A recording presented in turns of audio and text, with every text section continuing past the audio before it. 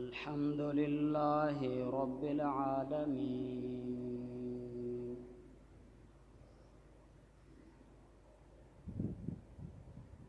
वस्सलातु वस्सलामु अला अशरफिल अंबियाइ वल मुरसलीन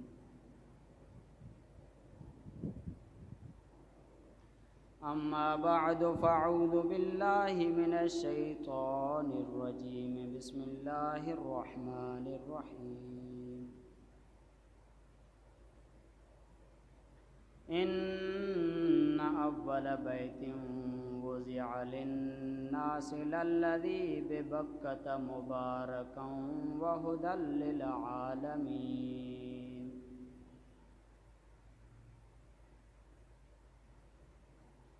वक़ाल अल्लाहु तआला फ़ी मक़ामिन आख़र व अतिम्मुल हज्ज वल उम्रत लिल्लाह। वअन उमर रज़ियल्लाहु अन्हु क़ाल जाअ रजुलुन इलन नबिय्य सल्लल्लाहु अलैहि वसल्लम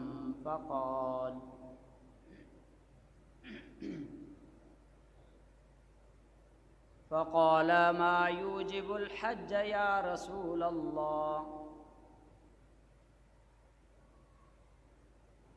क़ाल अज़्ज़ादु वर्राहिला औ कमा क़ाल अलैहिस्सलातु वस्सलाम। इन्नल्लाह व मलाइकतहु युसल्लूना अलन नबी या अय्युहल्लज़ीना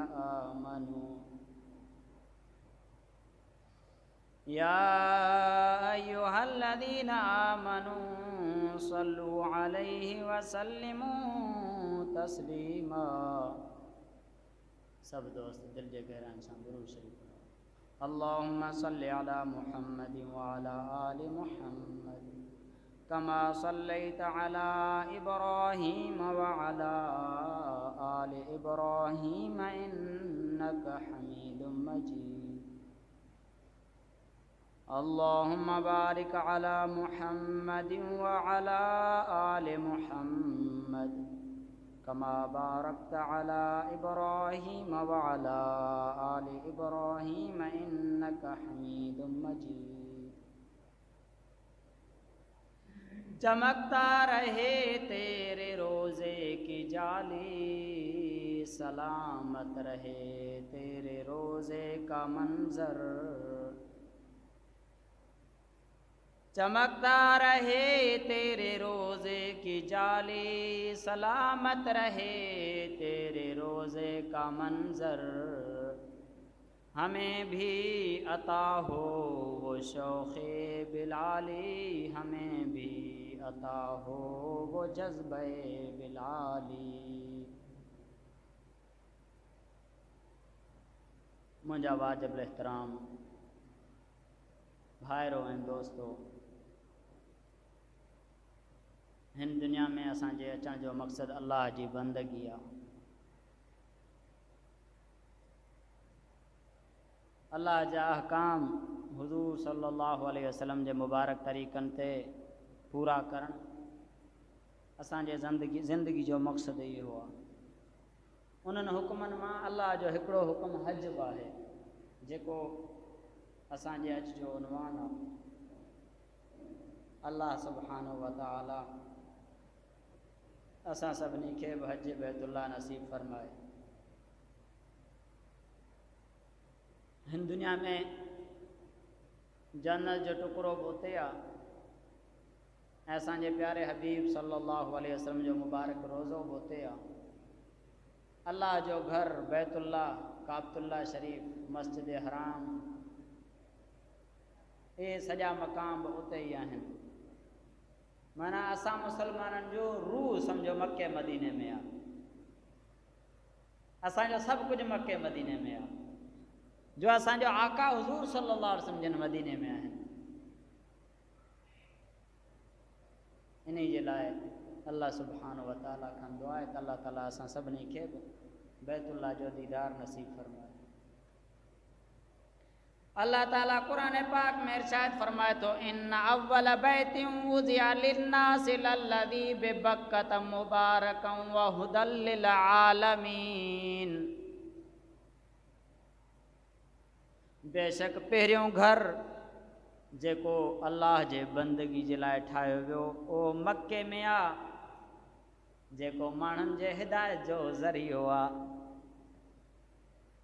हा हा इन बैतुल्लाह खे ॾिसण बि हिदायत आहे, बैतुल्लाह जो दीदार बि हिदायत आहे।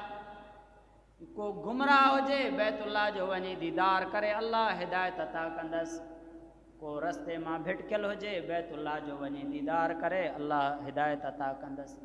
छो जो अल्लाह ख़ुदि फरमाए थो इन अव्वल बैतिन वुज़िअ लिन्नासि लल्लज़ी बिबक्कत मुबारकन व हुदल लिल आलमीन।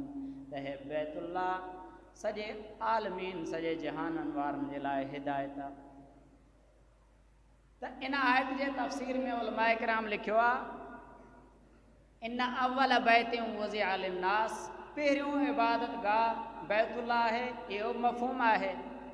ऐं इहो बि मफ़हूम आहे त पहिरियों घर इन दुनिया में बैतुल्लाह आहे। जो जीअं अटे जो पेड़ो हूंदो आहे उन अटे जे पेड़े खे चक्रे ते रखंदा आहिनि, पोइ उन खे वेलण सां वधाईंदा रहंदा आहिनि।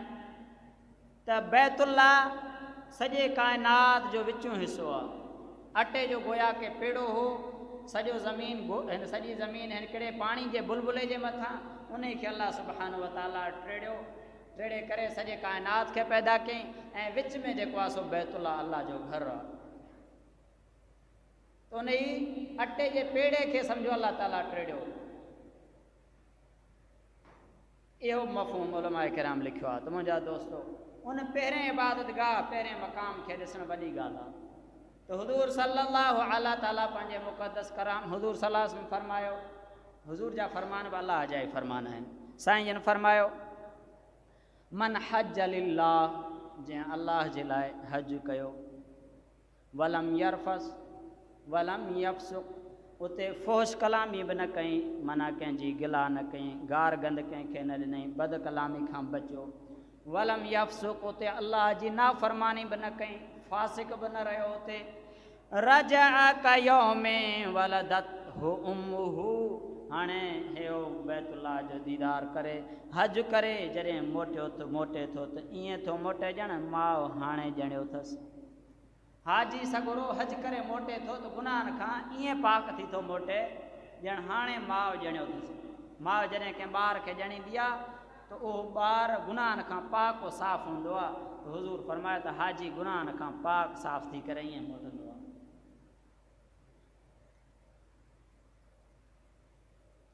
ऐं हुज़ूर सल्लल्लाहु अलैहि वसल्लम वटि हज़रत उमर रज़ी अल्लाह ताला अन्हु फरमायो त हिकु शख़्स आयो, चई या रसूलल्लाह मा युजिबुल हज,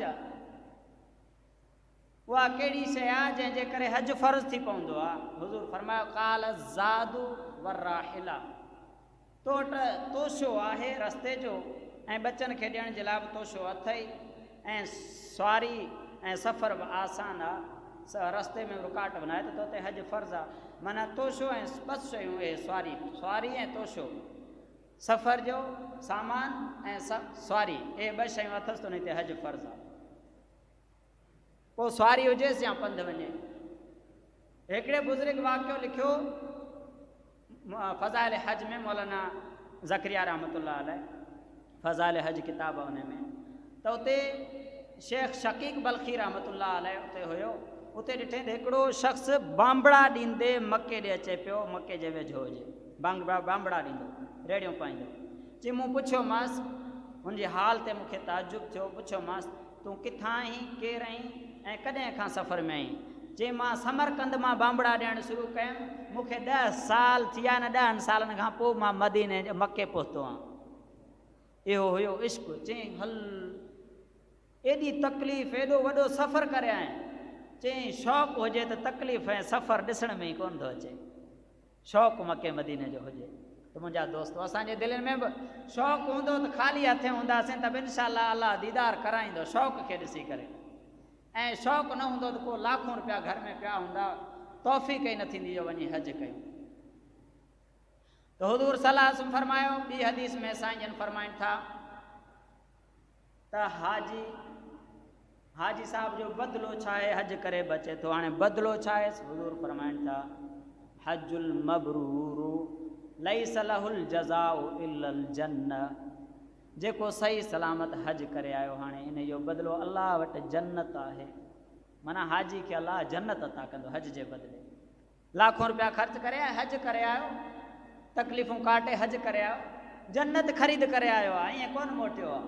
त हुज़ूर फरमाए थो जन्नत बदिलो अथसि। ऐं हाजी शिफ़ात बि कंदो। अल हाज यशफाउ, हाजी शिफ़ात कंदो केतिरनि माण्हुनि जी? फी अरबअ मिअतन मिन अहलिल बैत औ क़ाल फी अहले बैतिही मिन अहले बैतिही। हुज़ूर फरमाया त हाजी 400 माण्हुनि जी शिफ़ात कंदो पंहिंजे ओड़े माड़े मां। 400 माण्हू जेके वाजिबुल जहन्नम हूंदा, हाजी सगुरो उन्हनि खे जन्नत में वठी वेंदो। औ क़ाल फी अहले बैती, रावी फरमाए थो त मूंखे शक आहे त हुज़ूर फरमायो त 400 माण्हू ओड़े पाड़े जा वठी वेंदो या पंहिंजे घर जा वठी वेंदो। बहरहाल वठी 400 माण्हू वेंदो जन्नत में गॾु। 400 माण्हुनि जी शिफ़ात कंदो। ऐं हाजी खे ॾिसो त हुज़ूर फरमायो हाजी खे सलाम कयो, हाजी सां मुसाफ़ो कयो ऐं हाजी खे दुआ जी दरख़्वास्त कयो। हाजी मज़ाक न आहे। इदा लकीतल हाज, हुज़ूर फरमायो जॾहिं हाजी सां तव्हांजी मुलाक़ात थिए, वसल्लिम अलैहा, हाणे हिन हाजी खे तव्हां सलाम कयो। वसाफ़हू, हिन हाजी सां मुसाफ़ो कयो। वमुर्हू अन यस्तग़फिर लक क़ब्ल अन यदख़ुल बैतहू फ़इन्नहू मग़फ़ूरुन। हुज़ूर फरमाए जॾहिं हाजी सां मुलाक़ात थिए त उन खे सलाम कयो। हाजी जी इज़त आहे हुज़ूर जे नज़र में। हाजी सां मुलाक़ात थिए त हाजी खे सलाम कयो, हाजी सां हथ मिलायो। वजहारी हाजी साहब खे अर्ज़ु कयो त हाजी साहब मुंहिंजे लाइ दुआ कर। हुज़ूर फरमायो घर ताईं, जंहिंजो मफ़हूम आहे त घर ताईं तव्हां हाजी साहब सां गॾु वञो, पर जॾहिं घर वञण जो इरादो करे हाणे तव्हां ईअं ख़ाली घर न मोकिले छॾियोसि, बल्कि चओ हाजी साहब मुंहिंजे लाइ दुआ कर त अलाह मूंखे माफ़ करे। हुज़ूर फरमायो एॾो शान हाजी खे छो मिलियो? आख़िर में हुज़ूर फरमायो फ़इन्नहू मग़फ़ूरुन, इहो हाजी खे एॾो मर्तबो इन जे लाइ मिलियो जो इहो हाजी बख़्शायल आहे, बख़्शाए आयो आहे, पाक साफ़ थी करे ईअं आयो आहे ॼण माउ जे पेटां हाणे ॼाओ आहे। हाणे हिन जो शान आहे अलाह वटि, हिन जी इज़त आहे अलाह वटि, इन जे लाइ तव्हां इन जी इज़त कयो। ऐं हाजी पंहिंजे मथां ख़र्च थो करे। हुज़ूर सल्लल्लाहु अलैहि वसल्लम फरमायो त हाजी साहब जो ख़र्च करणु उन खे 700 गुना मुज़ाफ़ अलाह ताला उन ख़र्च जो बदिलो ॾींदो दुनिया जे आख़िरत में। ऐं 1 रुपयो पंहिंजे मथां ख़र्च कयईं त सम्झो 4 करोड़ पंहिंजे मथां हाजी साहब ख़र्च कया। 1 रुपयो पंहिंजे मथां ख़र्च कयईं त 4 करोड़ सम्झो पंहिंजे मथां ख़र्च कयईं। भला जेको हूंदे सूंदे हज करे न, उन जे लाइ छा वबाल आहे? छो जो निमाज़ न छॾण वारे जे लाइ बि वबाल, रोज़ा न रखण वारे जे लाइ वबाल, फ़राइज़ अमाल न करण वारे जे लाइ आख़िरत में वबाल आहे। त हाजी जे लाइ छा आहे?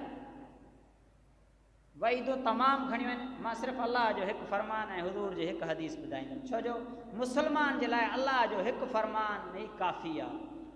उन खे वधीक धड़कन वईदन ॿुधाइण डिॼाइण जी ज़रूरत ई न आहे। हुन जे लाइ अलाह ऐं अलाह जे हबीब जो हुकुम ई काफ़ी आहे बसि। त अलाह फरमाए थो वलिन्नासि वलिल्लाहि अलन्नासि हिज्जुल बैत मन इस्तता, त जेको बैतुल्लाह जे हज जी ताक़त थो रखे उन ते हज फ़र्ज़ आहे। वलिल्लाहि, इन मां ताक़ीद आहे त अलाह जो हक़ु अथसि, हज करे मालदार आहे त अलाह जो हक़ु अथसि। अलन्नास, वरी ताक़ीद आहे त लाज़िम अथसि।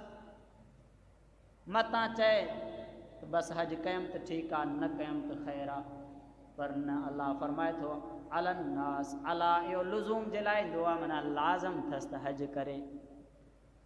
वमन कफ़र फ़इन्नल्लाह गनियुन हमीद, हिते वरी ॿ दड़का अलाह आख़िर में ॾेई छॾिया त जेकॾहिं हज नथो करे त वमन कफ़र, हाणे इन ई कुफ़र कयो आहे। हूंदे सूंदे तोशो वथसि, सफ़र जो पैसो वथसि, पोइ हज नथो करे, वमन कफ़र, हाणे इन कुफ़र कयो आहे। अल्लाह जी नाफ़रमानी कई। फ़इन्नल्लाह गनियुन हमीद। अॻिते वरी अल्लाह दड़को थो ॾेसि, पोइ बेशक अल्लाह फरमाए थो अल्लाह बेपरवाह आहे, सिफ़तुनि वारो आहे, साराहनि वारो आहे। जीअं असां पाण चवंदा आहियूं अदा नथो मञे हुकुम त वञी धूड़ पा, त अल्लाह फरमाए थो जेकॾहिं नथो करे हज त हाणे कुफर बि करे थो, पोइ मूंखे बि परवाह ई न आहे अहिड़े बाने जी, हले। फ़इन्नल्लाह गनियुन, अल्लाह बेपरवाह आहे अहिड़े खां, नथो हज करे हूंदे सुंदे वञी ढूंढ दुनिया जे पोयां धिका खाए, वञी ज़लील थिए, मूंखे परवाह न आहे। ॿिया हाजी सॻोरा खोड़ आहिनि, मुंहिंजे बंदगी बात जे लाइ फ़रिश्ता खोड़ आहिनि, नथो अचे कुफर थो करे त धूड़ विझोसि।